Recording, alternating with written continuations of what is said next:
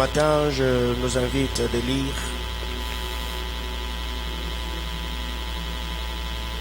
les 3 premiers versets de 1 Samuel chapitre 22. 1 Samuel 22, du 1er au 3e verset.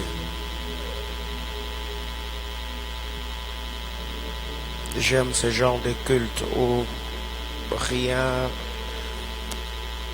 ne s'efforce.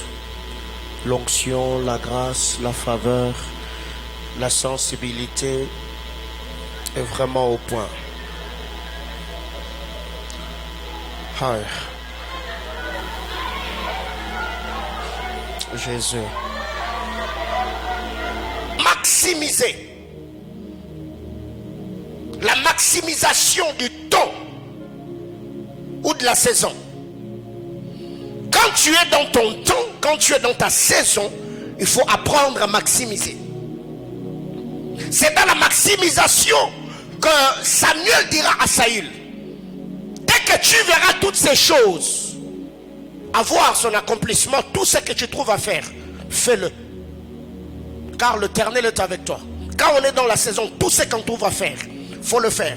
Si tu sens que tu veux devenir écrivain, écris, ça va marcher. Si tu sens que tu veux devenir chanteur, chante, ça va marcher. Alléluia. Mais là, je ne suis pas en train de dire que va au studio. Parce qu'avec toi, ça ne va pas marcher. Alléluia. Tu ne t'as pas appelé à cela. Donc là, il faut rester dans le couloir de son appel, n'est-ce pas? Il y a une vérité importante que nous devons retenir. Avec Dieu, on marche. Avec sa destinée, on court. Quelqu'un me comprend jusque-là? Avec Dieu, nous marchons.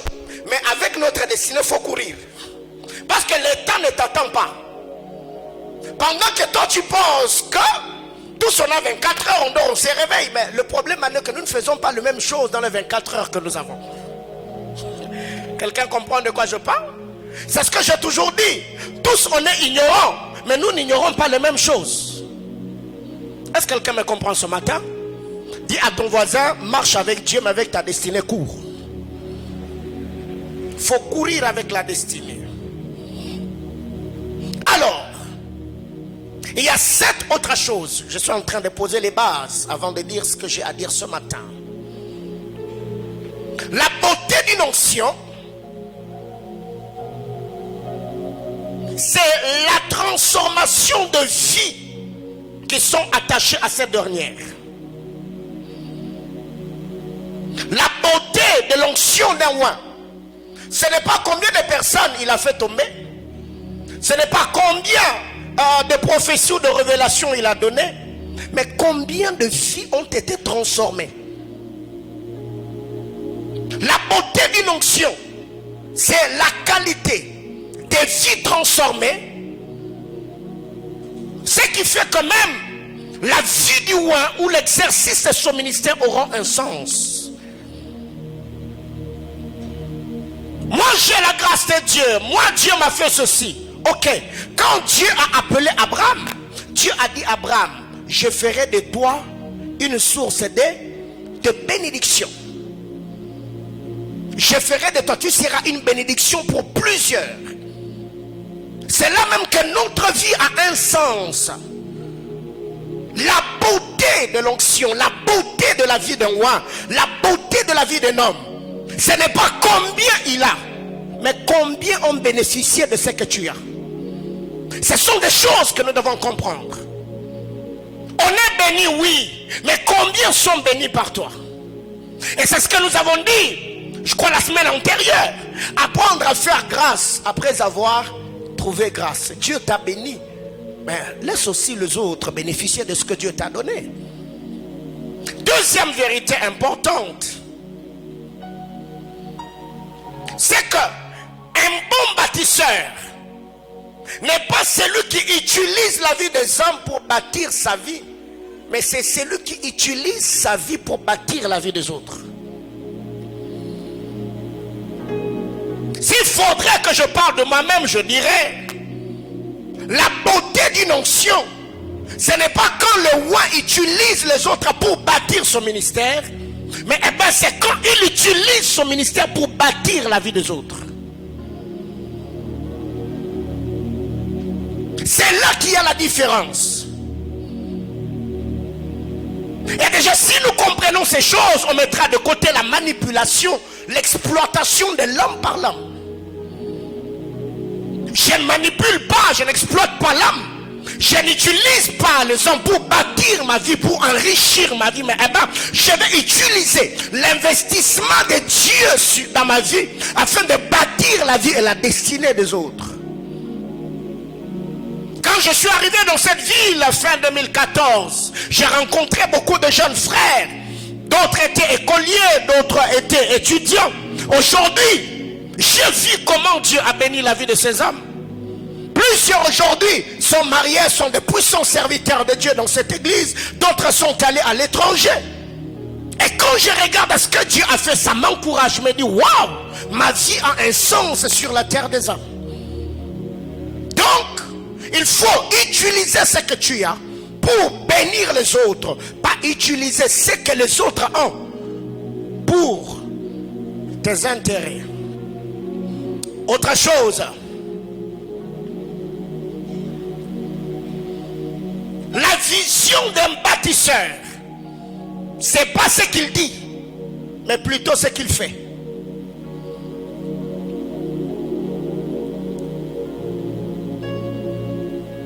Tout bon bâtisseur n'est pas seulement un parleur, mais un faiseur, si je peux le dire ainsi. C'est pas seulement quelqu'un qui parle, mais c'est quelqu'un qui pose les actes, qui agit. Notre thème, c'est l'art de bâtir. Donc, tout bon bâtisseur n'est pas seulement quelqu'un qui parle. Non, non, c'est quelqu'un qui agit. Donc, la vision du bâtisseur, ce n'est pas ce qu'il dit, mais plutôt ce qu'il fait. Autre chose. La vision d'un bâtisseur, ce n'est pas ce qu'il a, mais ce qu'il est. Un grand visionnaire, sa vision n'est pas basée sur ce qu'il a, mais non, la vision c'est lui. C'est pour cette raison que je voudrais dire ce matin à l'église, la pauvreté n'est pas combien nous avons. Non. La pauvreté c'est combien nous sommes. Tu vaux combien? Ce matin, s'il faut qu'on te mette sur la balance, s'il faudrait qu'on te lance sur le marché, tu vaux combien?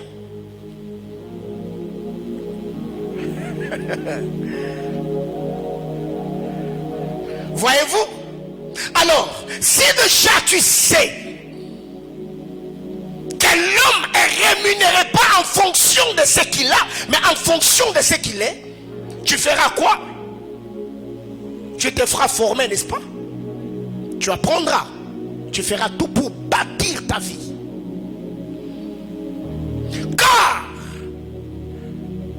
beaucoup de ceux qui sont restés pauvres au Congo, après avoir été visités par le Seigneur un moment, c'est qu'on a reçu l'argent. On est devenu riche en bien alors qu'on était pauvre en idée. Ce qui fait que quand la richesse s'est fait des ailes et ça s'est envolé, les personnes qui étaient riches, ils ne savent plus comment travailler pour s'enrichir à nouveau. Pourquoi? Parce que sa richesse était accidentelle. Bien-aimé dans le Seigneur, si ce matin on te prend tout ce que tu as et tu dois recommencer ta vie à zéro, tu commenceras par quoi?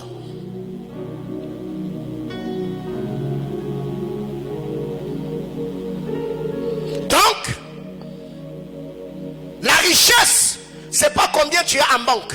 La richesse, c'est combien se trouve dans ta tête. Je parle des idées, l'ingéniosité, la créativité. Tout se passe ici.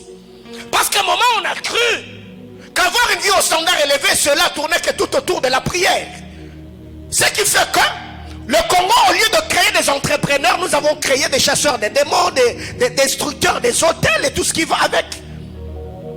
Aujourd'hui, au lieu que le Congo engendre des entreprises, le Congo, on est en train de voir naître des églises. Ici, je ne suis pas contre à renverser les hôtels. D'ailleurs, les démons, nous les avons chassés. Les tobijas ont été limogés ici les vendredis, n'est-ce pas? Nous le faisons. Mais je me dis, la vie ne tourne pas que tout autour de la prière. Il faut réfléchir. Il faut tourner son cerveau.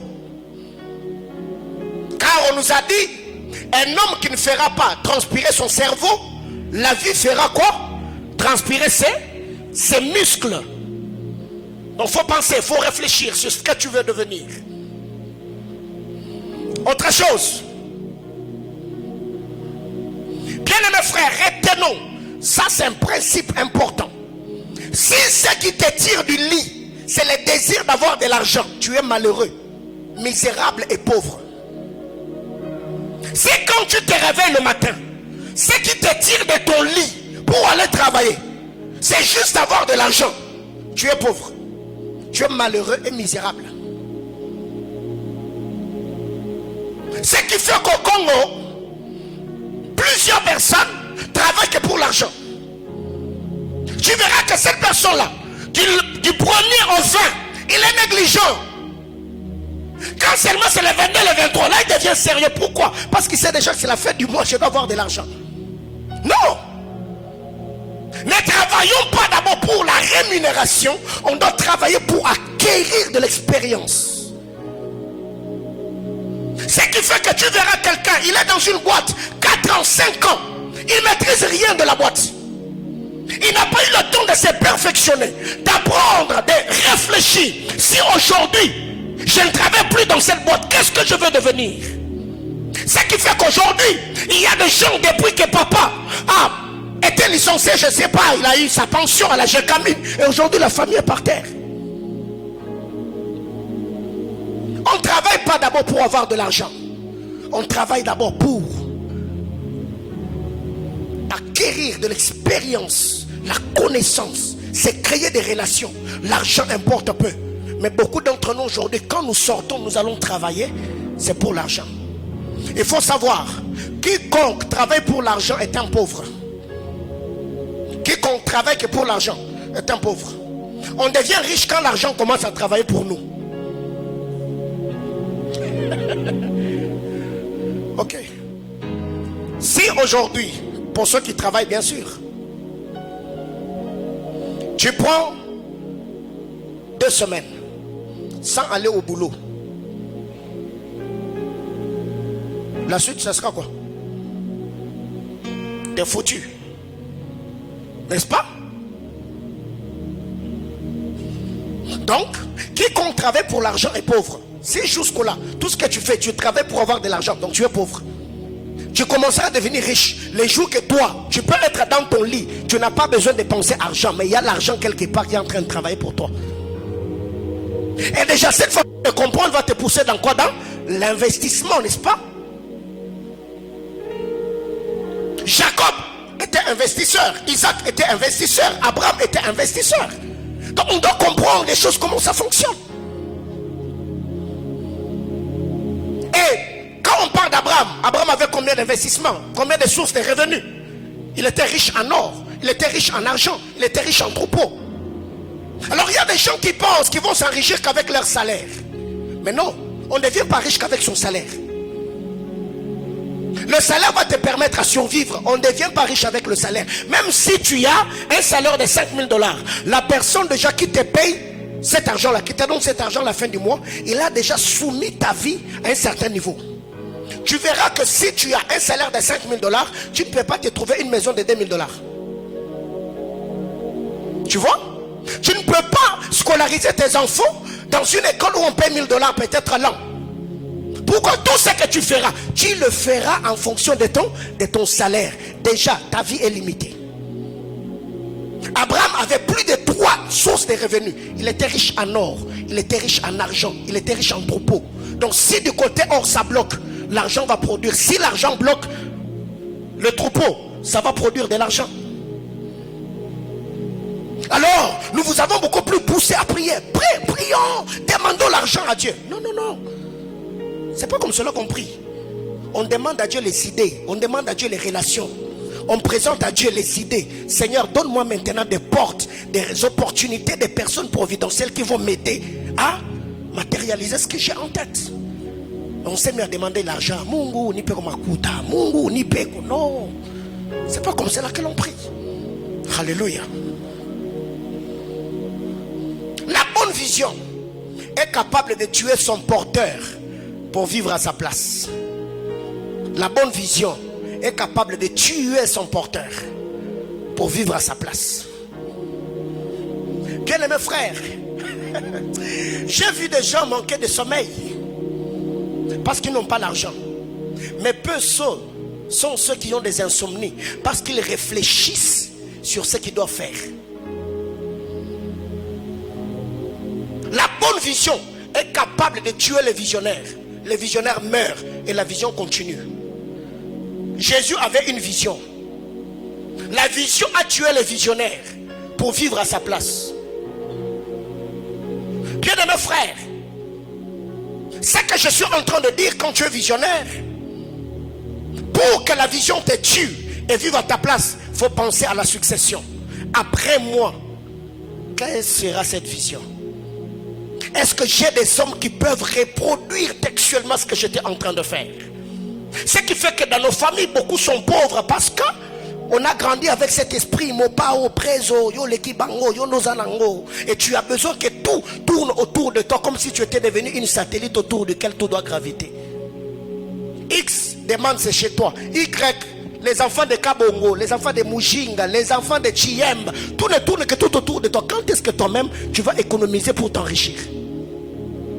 Mais si tu as, et que vous êtes à 4 à 5 dans la famille, et qu'un jour quelqu'un vient chez toi, tu lui diras non, non, c'est moi, je n'en ai pas. Tu peux aller chez Cédric, il peut te venir en aide. Que Dieu nous transforme. Que quelqu'un me dise amen. Ouais. Ce genre de culte, on est dans l'académie de la compréhension. Il faut comprendre. Et ce qui fait d'ailleurs, le mois prochain, notre thème du mois sera: comprends-tu ce que tu lis? Alléluia. C'est ça le thème du mois prochain. Comprends-tu ce que tu lis? Faut comprendre.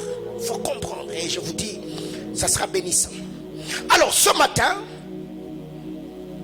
s'il faut que je parle de pont d'application, l'art de bâtir, tout bâtisseur doit avoir un planning. Je vais commencer à entrer dans les vifs de mon message. Tout bon bâtisseur doit avoir un planning. Luc chapitre 14. Tout bon bâtisseur doit avoir un planning. Luc chapitre 14. Du verset 28 au verset 30, la presse. Luc chapitre 14, du verset 28 au verset 30. Ok. Car lequel de vous, s'il veut bâtir une tour, ne fait quoi? Ne s'assied d'abord. Donc il ne commence pas d'abord à élaborer. Non, non. Avant de faire quoi que ce soit, il s'assied d'abord. Pour faire quoi? Pour calculer la dépense. Et voir s'il a quoi la terminer. Le verset 29. De peur qu'après avoir posé les fondements, il ne puisse l'achever. Et que tous ceux qui le verront ne se mettent à le railler. Dans d'autres versions on dit ne se moquent de lui, en disant cet homme a commencé à bâtir et il n'a pas pu achever. Donc dans l'art de bâtir, tout bon bâtisseur, avant de faire quoi que ce soit, il doit avoir un planning. Je m'adresse à ceux qui sont mariés. On ne met pas au monde parce que l'enfant qu'on avait eu à maintenant 2 ans, il a commencé à parler, ou il est en train de marcher. Mais non. Il faut qu'il y ait un planning. Ce qui fait au Congo, tu verras quelqu'un, ils ont 4 ans de mariage et 4 enfants. Comment vous faites même? Que quelqu'un me dise amen. Dis à ton voisin, il faut avoir un planning. Donc, tout bon bâtisseur doit avoir un planning. planning. Tu dois avoir un planning. La Bible déclare lequel d'entre vous, s'il veut bâtir une tour, ne s'assied et ne calcule s'il a quoi. Bien aimé, aujourd'hui, éduquer un enfant, c'est coûteux. Scolariser un enfant, c'est coûteux. C'est pas comme au temps de nos mères où on faisait la bouillie avec la farine de manioc. Donc on met un peu l'huile de palme et quand on met ça, ça part. Non. Aujourd'hui il y a des phosphatines, il y a des nanes. Donc, déjà un bébé coûte cher. Tu vois? Parce qu'en ces temps-là, je ne sais pas ce qu'on mangeait là, c'était la bouillie ou c'était autre chose, je ne sais pas. Mais quand même, Dieu par sa grâce, il nous a aidé de grandir. Alléluia. Déjà aujourd'hui, même quand je vois cette bouillie là, déjà c'est pas beau. Mais je dis, comment est-ce qu'on est arrivé quand même à manger ça? Dieu nous a fait grâce. Et tu verras quelqu'un qui dit à ses enfants, oh d'ailleurs, moi j'ai pas eu la chance que vous avez. Non. Ce n'est pas parce que toi tu as étudié au collège Bourafiki, où vous étiez en train de vous asseoir sur les bords d'un nido, que tes enfants aussi doivent aller à l'école à pied. Mais non.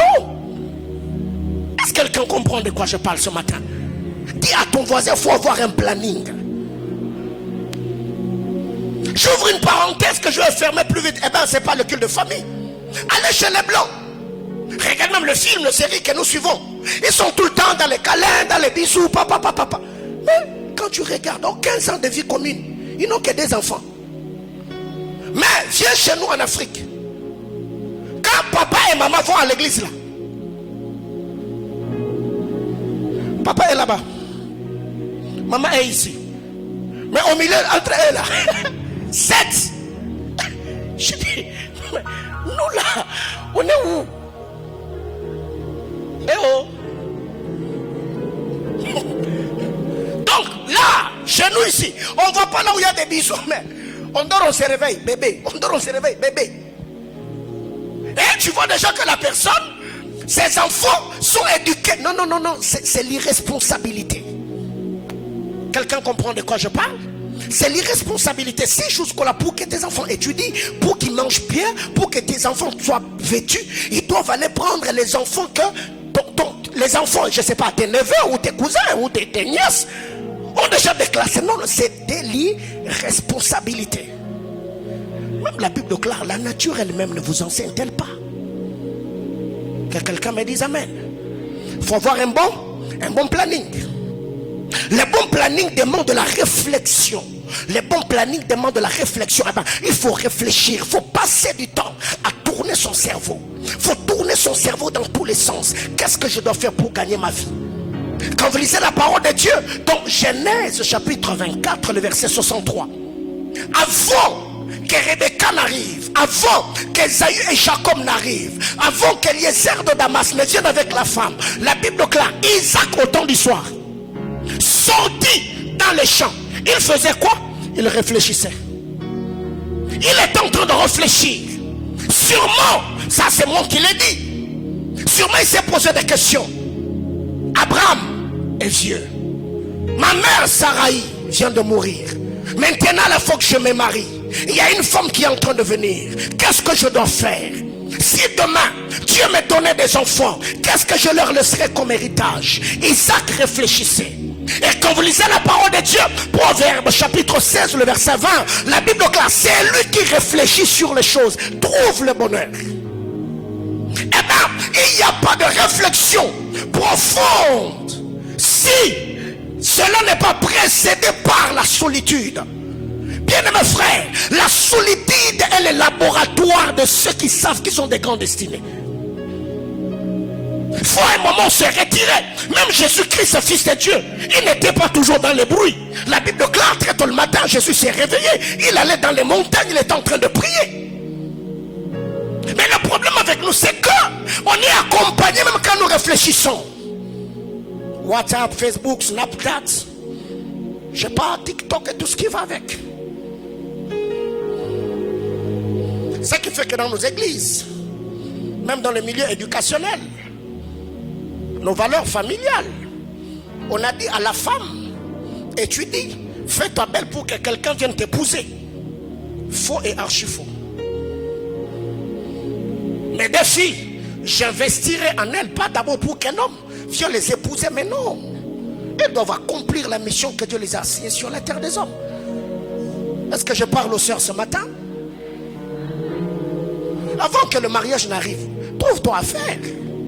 On est juste au début. Même les mégas, il faut que je t'envoie, ma soeur. Il y a quand même. Dis à la soeur qui est à tes côtés, sois responsable. Ah, si vous êtes dans une relation, il faut t'abstenir d'elle. Et même si elle s'énervait, elle m'a dit, c'est le pasteur qui m'avait dit de dire, c'est pas moi. Alléluia. Eh bien, il faut avoir quoi, hein? Un planning. Lequel d'entre vous, s'il veut bâtir une tour, ne s'assied et ne calcule. Donc il faut réfléchir. Je vais commencer cette relation de fiançailles. Combien de temps ça va nous prendre? Est-ce que je suis à mesure de nourrir cette femme? On n'aime pas par la foi. On n'aime pas parce qu'on a de l'âge. On n'aime pas parce qu'on brûle. Ce qui fait que depuis que tu as courtisé la fille d'autrui, tu as fait d'elle seigneur des anneaux. Même l'anneau elle-même là, que, je ne sais pas, la bague de fiançailles là que tu avais donnée, la bague est déjà fatiguée.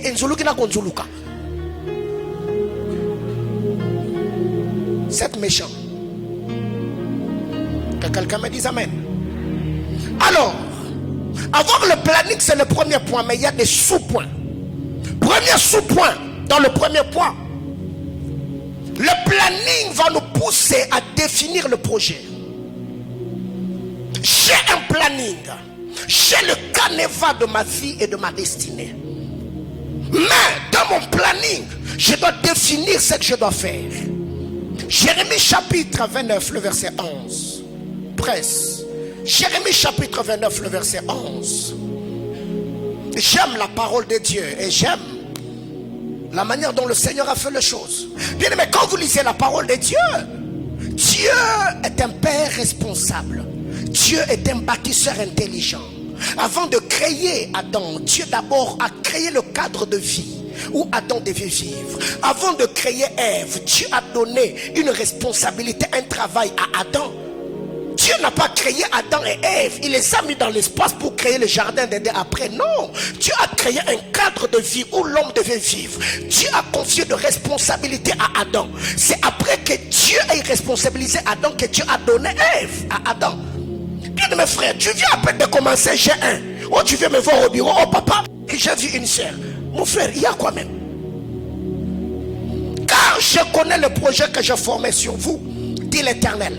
Projet de paix et non de malheur, afin de vous donner un avenir et de l'espérance. Le projet dont il est question ici, c'est le plan du salut. Le projet dont il est question ici, c'était la libération du peuple. Mais quand le Seigneur parle, le projet de Dieu était très bien défini. Il dit, je sais, ce n'est pas un projet que j'ignore. Je connais le projet que je formais sur vous. Écoutez la définition du projet. Projet de paix et non de malheur.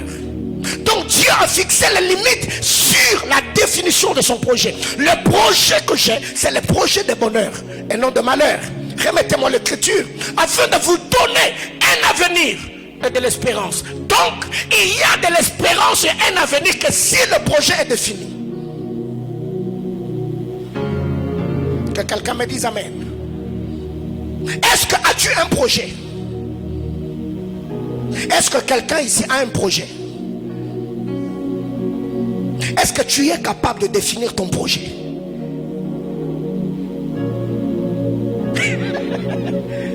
Ah Seigneur. Beaucoup ont des rêves et des souhaits. Ils n'ont pas de projet. Je souhaite. Je rêve. Et d'autres n'ont que des volontés. Je veux. Non. Il faut avoir un projet. Parce que toutes les idées que tu as dans ta tête, aussi longtemps que tu ne sais pas le sortir de ta tête pour le mettre par écrit, ce sont des idées. Ça va devenir des projets les jours que tu auras le temps de le mettre par écrit et le définir en termes de temps.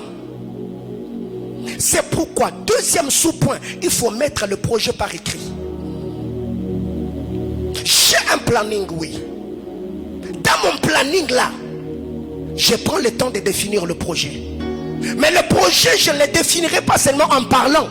Je ne définirai pas seulement le projet en tout fixant dans ma tête. Je prendrai soin de mettre mon projet par écrit.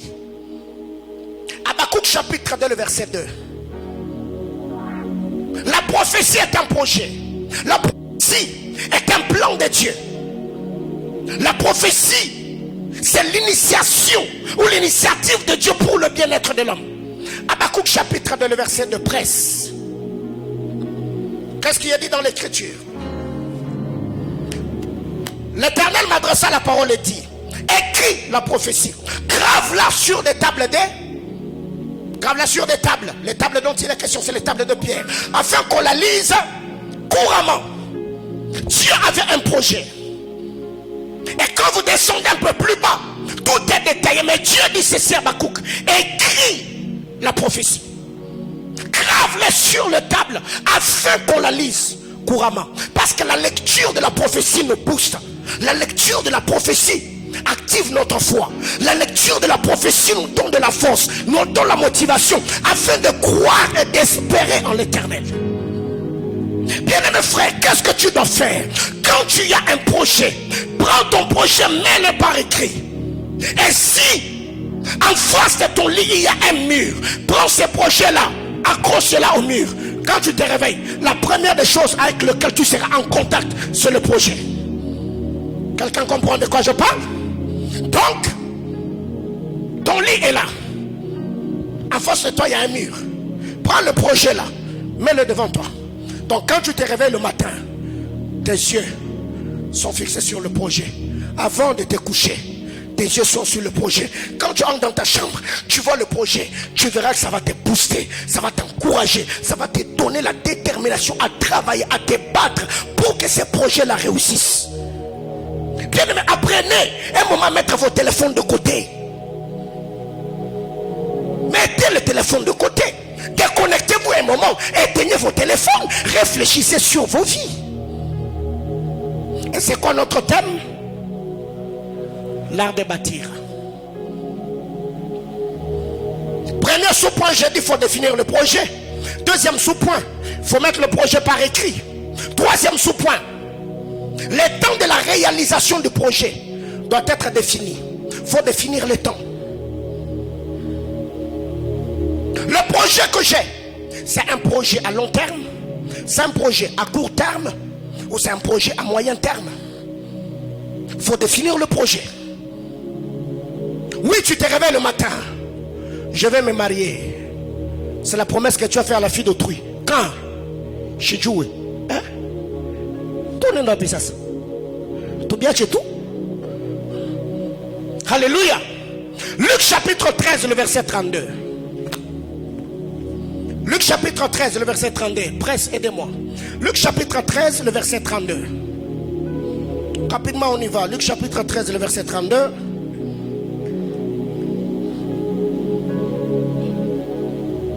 Ok, la Bible claire. Il répondit: allez dire à ces renards, voici, je chasse le démon et je fais des guérisons aujourd'hui et demain. Et le troisième jour, j'aurai fini. Là, c'est Jésus. Il envoie des messagers à Hérode. Il dit: allez dire à ces renards, moi Jésus, je chasse le démon et je fais des guérisons aujourd'hui et demain. Et le troisième jour, j'aurai. Même quand il est venu, tout était chronométré. Tout était chronométré. Tout était chronométré. Bien-aimé frère, quand tu as un projet que tu veux réaliser, il faut faire quoi? Timing. Il faut définir les temps de la réalisation du projet. Tu verras que si ton projet c'est de créer une entreprise, tu te dis: mon entreprise, j'ai besoin de 20 000 $ pour commencer ce business. 20 000 $. Et les 20 000 $, je dois le réaliser dans 2 ans. Tu penses que tu peux aller dépenser 1 500 $ pour t'acheter un iPhone? Non. Pourquoi? Focus. Je dois réunir 20 000 $ dans 2 ans. Donc tout ce qui va tomber entre tes mains, tu vas te priver de certains plaisirs jusqu'à ce que tu réunisses l'argent. Par moment, la vie ne vous met pas de la pression parce que vous-même, vous n'avez pas de défis que vous vous êtes fixés vous-même. C'est pourquoi tu n'as de compte à rendre à personne. Mais écoutez, si déjà dans ta maison tu as un garçon qui est ton premier-né, tu lui dis à 23 ans, tu me présentes ton diplôme de licence, à 25 ans tu t'arranges pour quitter ma maison, il sera sous pression, n'est-ce pas? Est-ce qu'un tel garçon va jouer à l'université? Non, car il sait, même si papa a l'argent, 25 ans tu quittes chez moi. Donc moi et toi 25 ans on fait quoi? Tu pars. Maintenant regardez comment ça se passe au Congo. Il y a une maman qui appelle son garçon de 22 ans bébé. Et quand ce gars se réveille le matin, torse nu, en culotte en train de traîner les pieds, il cherche du thé à 10h, 22 ans. Il a même besoin que maman achète les mégas pour écrire à sa copine. Il y a quoi même? Faut fixer le temps. On commence la relation. Ok, dans 3 ans on s'est marié. Quand j'aurai, bien aimé frère, je t'ai dit dans ma vie que mon premier fils, je l'aurai à tel âge. Et Zoé est venu au monde à cet âge-là. Ouais. Donc tout ce que je fais, tout est chronométré. Tout est chronométré. Et même en dirigeant cette église, je sais que dans le temps qui vient, je ne serai pas le pasteur de Manaïm, je serai plus un grand conférencier. Il y aura quelqu'un d'autre qui va s'occuper de la communauté. Moi, je reste à écrire, à tenir des conférences des hommes de Dieu. Alors, pendant que je suis le pasteur de cette église, je fais bien tout ce que je suis censé faire. Je pose le base afin que ceux qui viendront travailler après moi ne puissent pas souffrir. Le problème avec toi, tu n'as pas la pression dans la vie parce que tu penses que tu as tout le temps. Apprends à fixer le timing. Tu verras que toi-même, tu seras sous pression. Pas parce que les gens vont commencer à te rappeler que tu as atteint l'âge. Non, toi-même, tu auras la pression de la vie. Il faut que je travaille, il faut que je me batte, il faut que je gagne la vie. Il faut fixer le temps. Après, il faut une bonne étude du milieu. Il faut étudier les milieux. Bonne étude du milieu. Là, nous sommes déjà dans la réalisation du projet. Tu veux maintenant investir. Il faut étudier les milieux. Déjà, il y a quelqu'un d'autre ce matin qui dit, donc c'est tout ce qu'il a à nous dire ce matin. Oui, c'est tout ce que j'ai à dire ce matin. Si tu veux que je dise, oh my God, de cet hôtel, viens mercredi. Alléluia. Ces cultes s'appellent comme les cultes de projets. Donc, il faut étudier les milieux.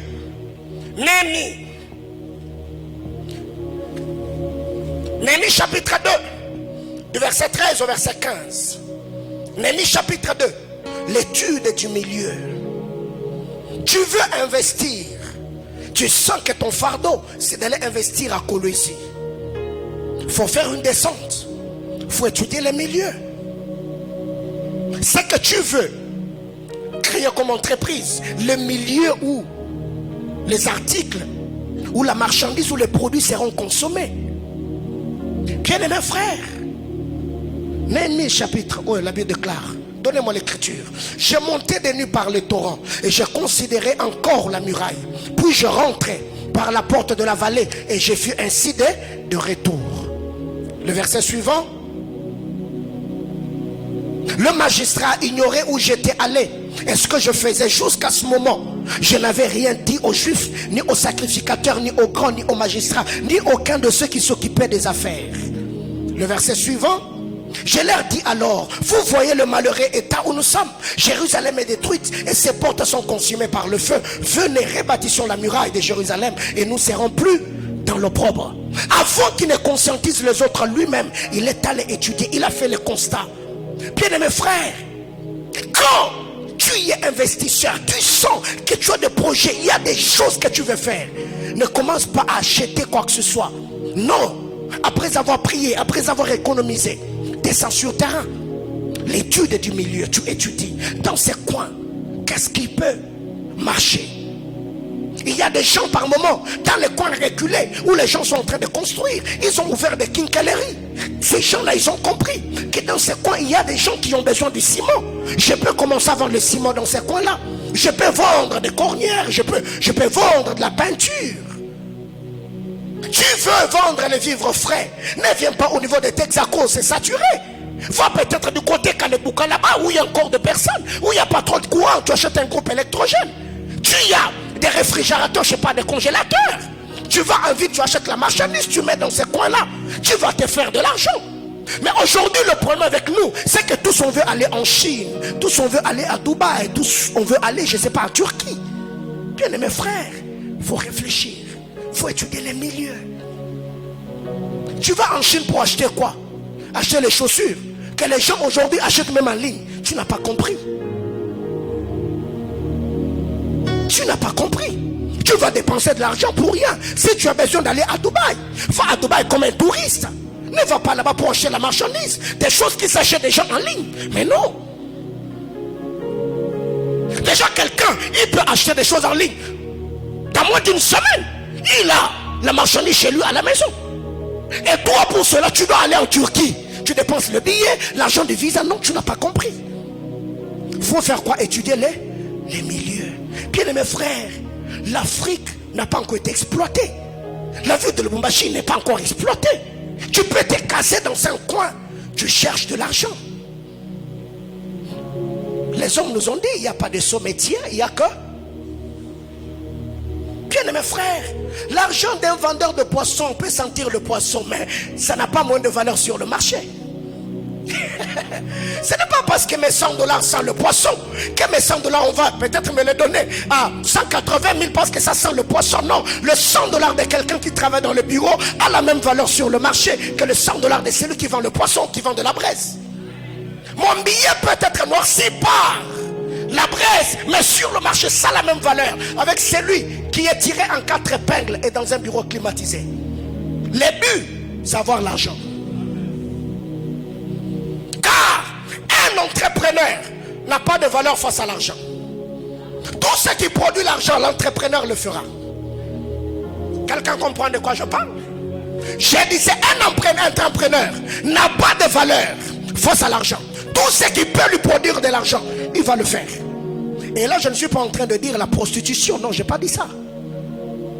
Si c'est mettre une coupée, un polo, et aller, je ne sais pas, dans un coin où on est en train de faire la braise, je vais aller, mais je sais qu'après cela, j'aurai de l'argent. Mais il y a des gens qui sont tellement importants. Bon, eh ben, tu vois, moi j'ai fait mes études à l'université de Lubumbashi. Frère, français là, ne paye pas facture. Français, ne paye pas facture de... On a vu cette vidéo qui est devenue virale. Un de nos joueurs ici, qui joue à l'étranger, j'ai vu des gens s'agiter, ça et là, oh non, il a gaffé, il n'a pas parlé bon français. Papa, ce gars-là, avec son mauvais français, il peut te nourrir, toi, et il vous nourrit. Alléluia. Bien aimé, français là ne paye pas facture. Dis à ton voisin, français ne paye pas facture. Toi et ton bon français là. Toi et ton bon français là. Toi tu n'as que le français. Si seulement on a levé le français là, il n'y a que toi. Alléluia. Même Airtel Money, tu n'as pas. Toi tu n'as que français. Et là je ne suis pas en train de dire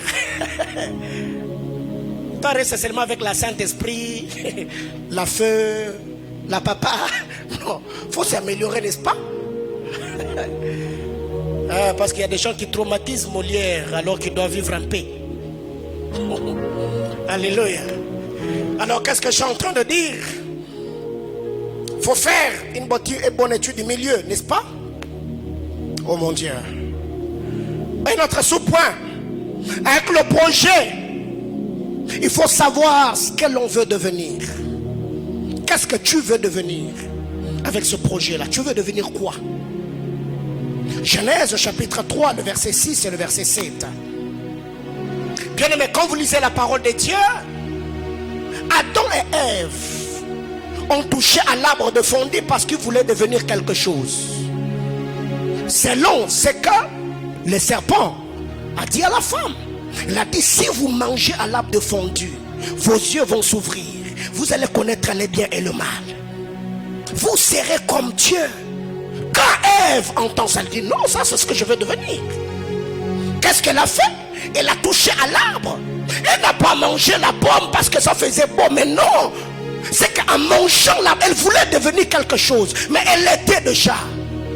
Le diable avait menti.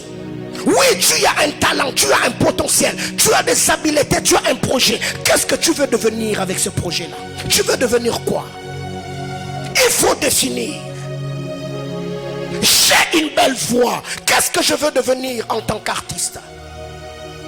Je suis intelligent, je suis éloquent. Quand je m'habille, je sais classer les couleurs. Qu'est-ce que je veux devenir? Tout doit être défini. Tu verras que tu peux commencer à te faire de l'argent avec ce que tu as comme talent ou potentiel. Un autre sous-point. Il faut avoir la bonne lecture du temps. Avoir la bonne lecture du temps est différent de l'étude du milieu. Matthieu chapitre 16, le verset 2 et le verset 3. Presse, donnez-moi l'écriture.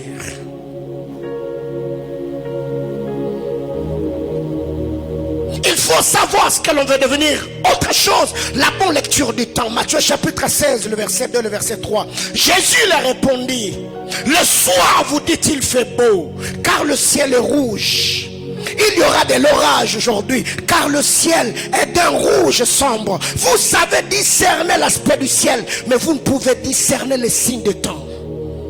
Donc, il faut avoir la bonne lecture du temps. Quand c'est la saison sèche, je suis investisseur, qu'est-ce que je peux faire? Quand c'est la saison pluvieuse, qu'est-ce que je peux vendre? Dans tel milieu, qu'est-ce que je peux donner? En cette saison, je suis prédicateur, je suis enseignant, je suis ministre de Dieu. Quelle est la ligne prophétique du temps?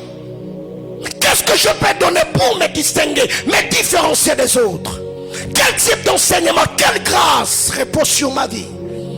Et tu verras que la bonne étude du temps va te permettre de marquer le temps.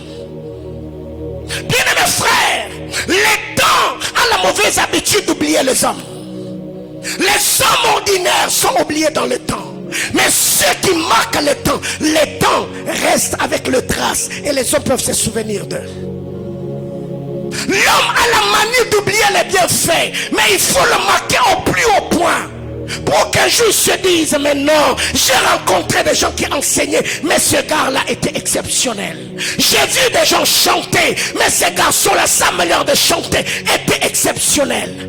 Les temps a la manie d'oublier les hommes, mais ne te fais pas oublier par le temps la bonne étude du temps. Jésus a reproché ses contemporains. Il a dit, quand vous regardez le ciel, vous savez dire, il va pleuvoir. Aujourd'hui, il fera chaud. Mais vous ne savez pas discerner les signes du temps alors que tout est peint devant vous. La bonne lecture du temps. Bien aimé, je ne suis pas seulement un prédicateur de l'évangile. J'ai fait tourner mon cerveau. Et je me dis, dans le temps qui vient, je serai un grand entrepreneur parce que je le sais. Alléluia. Est-ce que quelqu'un comprend de quoi je parle ce matin? Donc, il faut avoir la bonne lecture du temps. 2, il faut miser sur les priorités. Autre chose, c'est toujours un autre sous-point. Il faut miser sur les priorités. Genèse chapitre 2, du verset 15 au verset 17. Il faut miser sur les priorités. Qu'est-ce qui est prioritaire pour toi? Adam et Ève, ils avaient tous les arbres du jardin. L'Éternel Dieu prit l'homme et le plaça dans le jardin dedans pour le cultiver et le garder. L'Éternel Dieu donna cet ordre à l'homme: tu pourras manger de tous les arbres du jardin. La suite: mais tu ne mangeras pas de l'arbre de la connaissance du bien et du mal, car les jours où tu en mangeras, tu mourras. L'ordre des priorités. Voyez-vous, l'homme, si dans le jardin dedans il y avait 100 arbres, l'homme avait 99 arbres à sa disposition. Il pouvait manger tout, sauf un seul arbre que Dieu lui avait défendu. Mais regardez, l'homme a préféré manger l'arbre pour perdre le fruit d'un seul arbre, pour perdre les 99. Qu'est-ce qui est prioritaire pour toi? Être bien vêtu ou bien avoir une affaire qui te produira de l'argent? Ce qui est étonnant, ça c'est la mentalité africaine, c'est la mentalité congolaise. Tu verras quelqu'un passer à la télé, sur les réseaux sociaux, il te dit, mon cher, Mbachozo Mona, et ça ring, Nandal. Donc Jaliona Beti, et ça Aïse Miyake, et ça Yoji Yamamoto, son atekango, on payait le pango. Mais la question que je me pose, tu sais déjà que ton pantalon a le prix d'une parcelle, mais pourquoi tu ne l'as pas acheté? La priorité. Bien aimé dans le Seigneur, vous savez le problème avec l'homme noir, on est beaucoup plus dans le passif que dans les actifs. Quelqu'un comprend de quoi je parle? Bien aimé frère, il y a les actifs et le passif. Il y a de l'autre côté les choses que tu peux acheter ou te procurer qui ne te produisent pas de l'argent. Mais de l'autre côté, il y a ce que tu fais qui produisent de l'argent. La question que je me pose, je me suis acheté un iPhone ou peut-être une chaussure à 200, 400, 500 dollars. Est-ce que ça produit de l'argent? Non. N'est-ce pas? Là tu es dans quoi? Dans le passif. Les biens qui ne produisent pas de l'argent. Et c'est dans ça que l'homme noir, c'est dans cela que l'homme africain est en train d'investir son argent. On est beaucoup plus dans le passif que dans les actifs. Ce qui fait qu'en Afrique, nous avons de moins en moins d'investisseurs, d'entrepreneurs. Pourquoi? Parce qu'on se concentre que sur le passif, pas les actifs. Et il y a quelqu'un, j'ai vu Kinshasa, un monsieur qui a toute une famille et son chiffre d'affaires c'est de 20 dollars. Il habite Kinshasa Yasuka. Le matin il s'est réveillé à 5 heures, il monte sur un train, il va au centre-ville, il ne sait même pas ce qu'il va faire. Et quand il arrive, il achète des ceintures, il achète des porte-monnaies, il est là au marché en train de parler, acheter, acheter, acheter. Le soir il rentre, il nourrit toute sa famille. Mais tu verras une jeune fille qui a peut-être une chaussure qui coûte 500, 300, 800 dollars. Mais elle a combien de chaussures dans la maison? Année après année, on change téléphone, on change chaussures. Mais dans nos comptes à banque, nous avons combien? Passif sur passif. Le passif appauvrit et les actifs enrichis. Autre chose, il faut prier pour avoir les agents accompagnateurs du projet. Je ne vais pas m'attarder là-dessus parce que nous en avons parlé la semaine. Il faut avoir les agents accompagnateurs. Matthieu chapitre 3. Après le baptême, Jésus va au désert. Après avoir jeûné et prié 40 jours, 40 nuits. Quand il descend, Jésus n'a pas commencé à guérir le malade. Il a commencé à choisir les agents accompagnateurs. Il arrive au lac de Tibériade. Il a trouvé André, Jean et Jacques, fils de Zébédée, qui réparaient le filet avec leur père. Il dit, suivez-moi, je ferai de vous pêcheurs d'hommes. Il a appelé Simon-Pierre. Avant de faire quoi que ce soit, il a fait appel aux agents accompagnateurs. Bien-aimé frère, la grâce de Dieu sur ta vie est là pour révéler ta particularité, pas pour faire de toi un homme à tout accomplir. C'est culte, c'est pas moi qui ai arrangé le chaise, c'est pas moi qui a fait le son, c'est pas moi qui a conduit la louange. Je suis là en train de prêcher, d'enseigner. C'est ce que les autres ont fait qui a fait la beauté de ces cultes. Faut prier, les amis, les gens qui te boostent, les gens qui te défient. Bien-aimé frère, la pauvreté, c'est être entouré que par ceux que tu dépasses. Personne ne va te challenger, personne ne va te booster. Entoure-toi par ceux qui ont ce que tu n'as pas. Tu verras que tu te battras pour arriver à leur niveau. Plus tu atteindras le niveau qu'ils ont, eux aussi, ils vont tracer ce que j'appelle la concurrence loyale. C'est une concurrence loyale. Je me bats pour atteindre ton niveau. Toi tu te bats aussi pour atteindre le niveau de quelqu'un. Eh bien je ne serai pas distrait. Mais pourquoi par moment on est dans un cercle vicieux?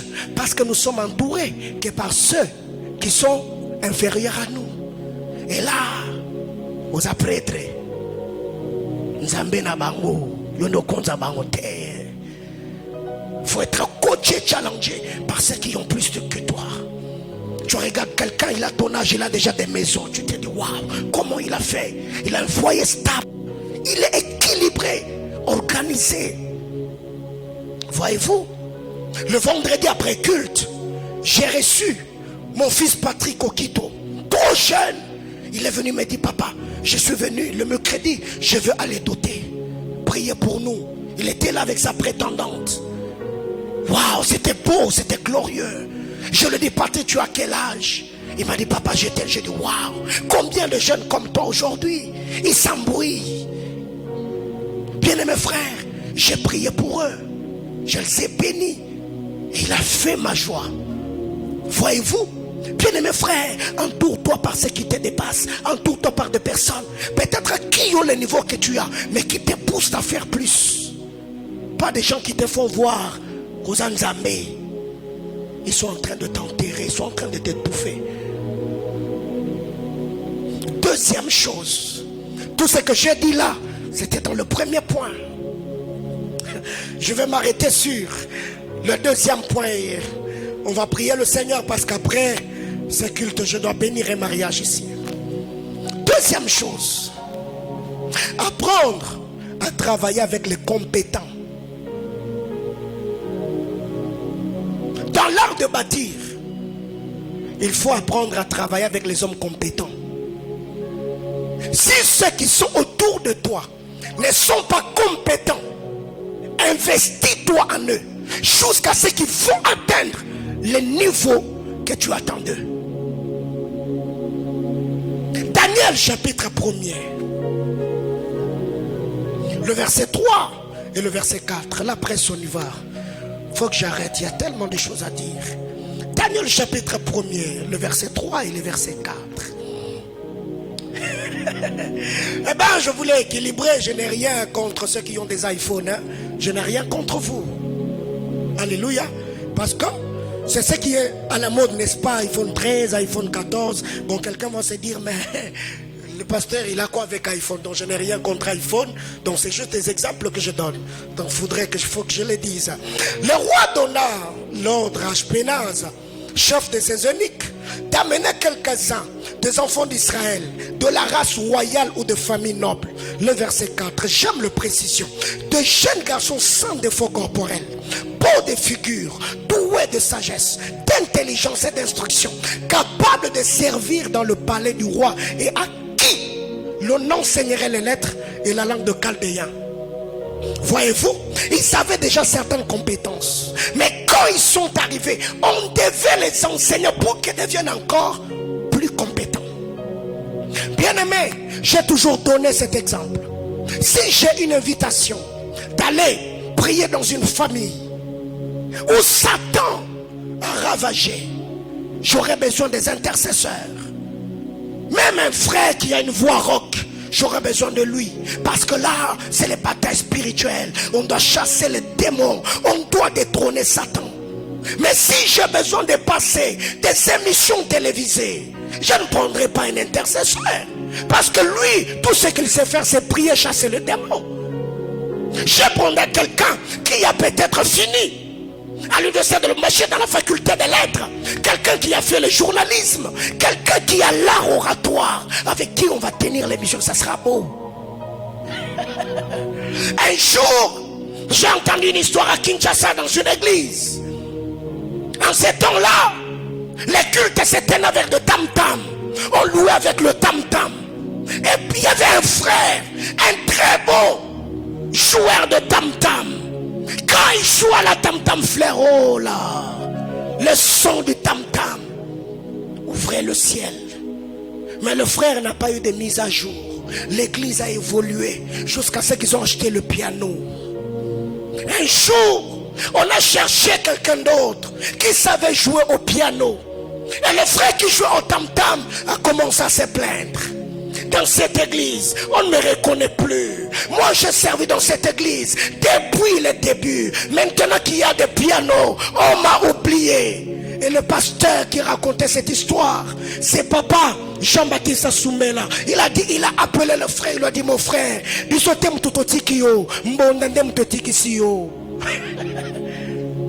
c'est le tam-tam qui t'a mis en retard, c'est pas nous. Parce que tu devais comprendre que la technologie est en train d'évoluer. Demain, on va plus jouer au tam-tam, on aura de clavier.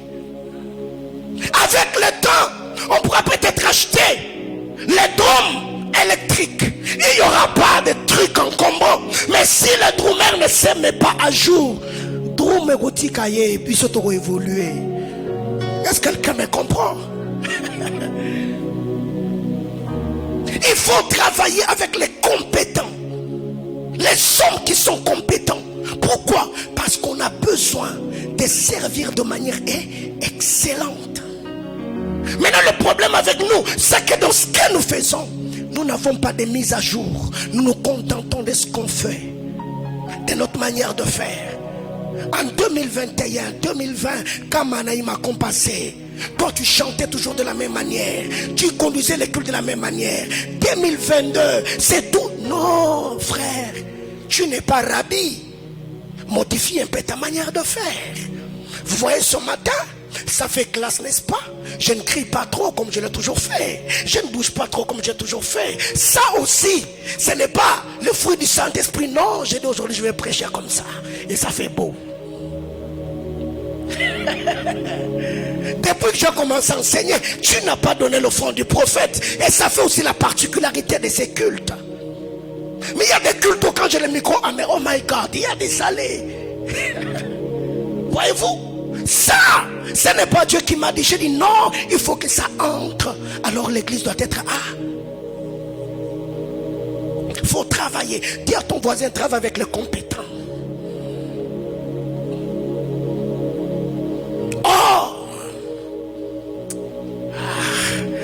Faut que j'arrête. Et le grand problème en Afrique, nous sommes formés pour être embauchés, mais nous ne sommes pas formés pour créer d'emplois. Tout dépend de notre système éducationnel. Quand un étudiant va à l'université, on l'apprend à écrire la lettre de motivation. J'ai l'honneur. Non. Si nous sommes formés pour créer des entreprises, aujourd'hui, il y a même des conférenciers qui nous appauvrissent encore davantage. Bien-aimés frères, tu verras un Chinois qui a quitté la Chine, il est venu au Congo. Il n'est pas allé dans une conférence pour qu'on lui apprenne qu'avec 50 000, tu peux créer une entreprise. Il n'a pas besoin de quelqu'un pour les booster. Hein? Mais je ne sais pas. Des conférences de masterclass comme nous le voyons aujourd'hui. Il a quitté la Chine, il est venu aujourd'hui. Il a ouvert un magasin commun de Lubumbashi. Il est à Kamalo. Il n'a personne pour le booster. Mais l'homme noir, il a besoin qu'il aille. Je ne sais pas, dans une conférence où quelqu'un lui dit, j'ai commencé ma boucherie, je ne sais pas, avec une chèvre. Et une chèvre m'a donné, je ne sais pas, 8 chèvres. Bien mes frères, écoutez. Si ta vision ne suffit pas pour te booster, aucun enseignement ou une conférence ne te boostera. Ce qui me pousse à travailler, c'est la vision que j'ai de ma vie et de ma destinée. En Afrique, tout dépend, tout est parti de notre système éducationnel. Ce qui fait que même la formation que nous recevons à l'université ne nous permet pas d'avoir le profil des employeurs. Quelqu'un me comprend? Vous savez, il y a des choses aujourd'hui. Beaucoup de gens ne sont pas embauchés. Parce que quand tu regardes tout ce que tu as étudié en tant qu'économiste, l'université de Lubumbashi, et la réalité sur terrain, c'est paradoxal. Donc, au-delà de ton diplôme de licence, il faut suivre d'autres formations.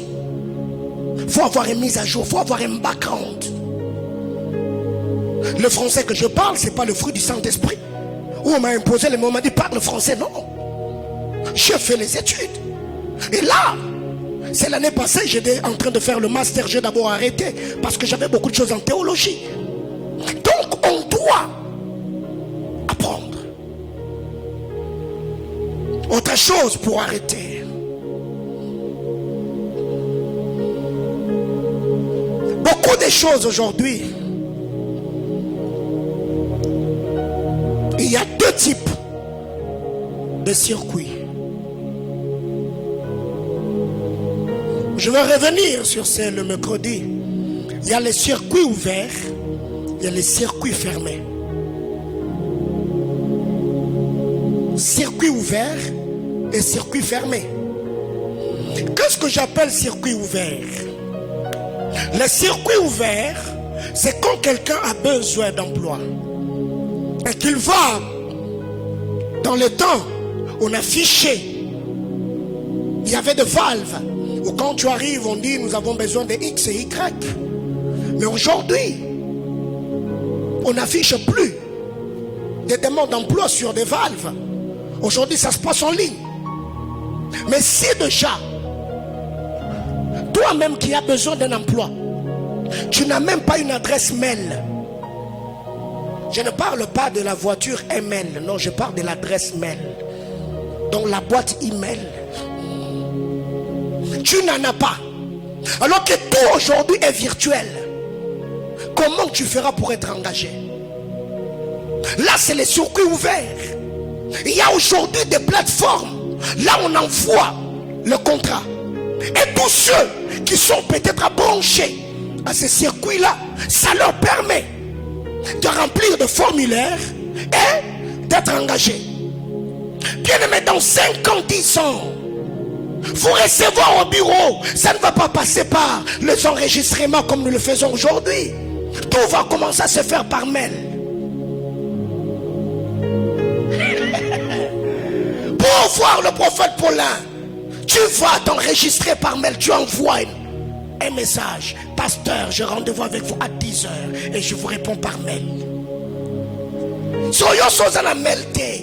Ngate mutu na boyo yamba yo, mail ne mutu tieko pembeni. Alléluia. Bien aimé, c'est pour cette raison que j'ai dit aux serviteurs, nous devons aider ceux qui n'ont pas fait de grandes études. Quand il arrive à l'église, ce n'est pas à nous de descendre à son niveau. Nous devons l'aider à monter. Parce qu'imaginez-vous que je suis en train de prêcher ici, on m'interprète en Swahili. La personne qui n'a pas fait de grandes études, comment est-ce qu'il fournira les efforts pour apprendre à s'exprimer? Est-ce que quelqu'un me comprend?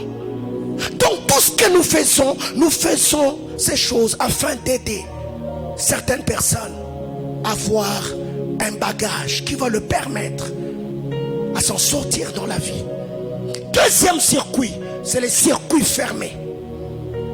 Les circuits fermés, c'est les embauches qui vont des bouches à l'oreille. Ou encore, ce que nous appelons recommandation. Là, les circuits fermés, tu ne peux pas entrer dans cette boîte-là si personne ne te recommande.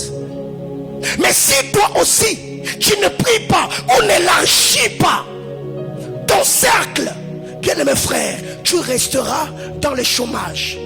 Tu vas chasser les démons, tu vas couper les liens, tu vas renverser les autels et ça sera stressant pour toi. Donc ce matin, je suis venu dire à l'église, avoir une vie au standard élevé, avoir une vie au palier supérieur n'est pas seulement question de volonté. Il y a des prix que nous devons faire payer.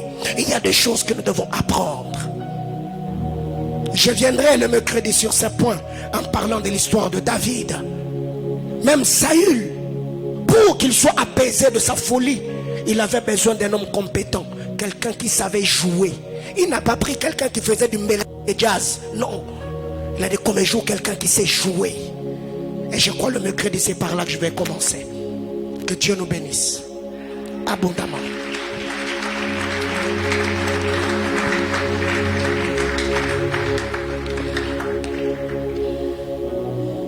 Et je crois le mercredi je me forcerai d'expliquer encore sur les circuits ouverts et les circuits fermés. Parce que étant pasteur, je ne suis pas seulement prédicateur, je suis aussi informateur. Je suis instructeur. Je voudrais que pendant quelques minutes, 2, 3, 4 minutes, que tu pries le Seigneur pour le message de ce matin. Tu vas prier pour ton travail. Tu vas prier pour tes études. Tu vas prier pour le projet que tu as. Tu as un projet immobilier. Tu as un projet d'agriculture, un projet d'élevage. Tu vas prier Dieu, que Dieu t'amène dans les actifs, que tu fasses des choses qui vont te produire de l'argent. Pesanga makoki, pesanga mayele, nazana posa rosale la yo.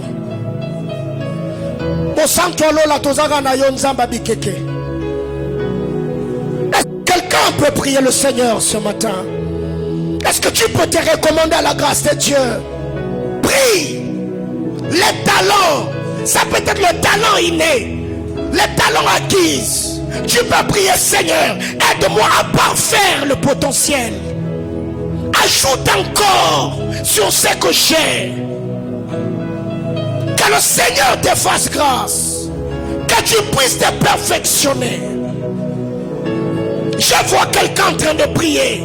Je vois quelqu'un dire à Dieu, Seigneur, je veux être le premier, parmi ceux de mon domaine. Les dons à la manie d'oublier les hommes ordinaires.